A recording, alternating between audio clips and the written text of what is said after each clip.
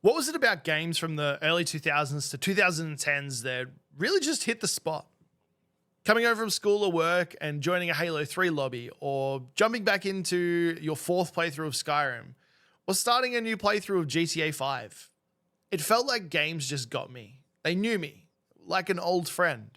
Recently, I've been feeling more and more disconnected from gaming than I ever have before, and I've been putting it down to work or family or even just growing up. But I'm pretty positive that's not the reason. See, my 5-year-old Addison has just become interested in video games, and we dusted off the old Xbox 360 and started playing some of the classics with her.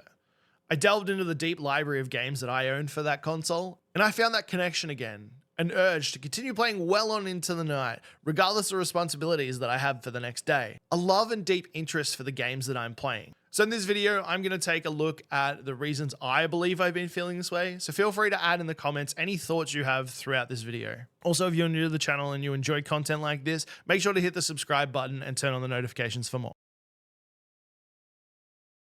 With every new game release, there's always improvements. Better levels, smarter enemies, larger maps, but that usually also comes with filler quests or repeatables, daily and weekly bounties, and in more recent years, these things have become more like a job than your actual job. Hey honey, I'm home.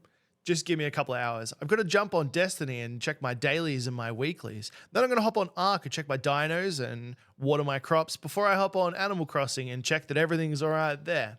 I'll see you in a couple of hours. The grind that comes with most video games can sometimes feel more like a job than your actual job itself. And I guess I didn't have that feeling back then. And now returning to these games, I'm still not getting that feeling now. Granted, this could be due to nostalgia goggles, but I'd like to think it's the games themselves. There were some amazing titles that came out in this time period for gaming. Halo 3, Far Cry 3, Dragon Age 1 and 2, Assassin's Creed games, Dark Souls, just to name a few of these. And these games definitely stood out upon release and well on into their lifespan as well. Looking back, I remember lining up at EB Games for the midnight launches that they used to have. Me and my mates were so excited to finally play this game that we've been looking at for ages, and they'd put on like a little bit of an event. We would take time off work, set up all in the one room or in the one house at the very least, and we'd enjoy the game and each other's company. I haven't had this in a long time, and even with new releases that I am excited for these days, we kind of play for a little bit, we get into that grind or that repetitive gameplay loop, and something else captures our attention. And that $100 sits on the shelf or in your Steam library, and you mark it down as I will play that one day. Maybe I'm getting old and maybe my attention is a lot harder to grasp these days. Maybe work commitments for myself and friends leave us wanting more of a chill game set. I don't know, I just feel like the games captured us a lot easier back then. Since 2010 and onwards, games have comparatively gotten better. The graphics are better. The mechanics have improved. Load times have improved. Bugs have, well,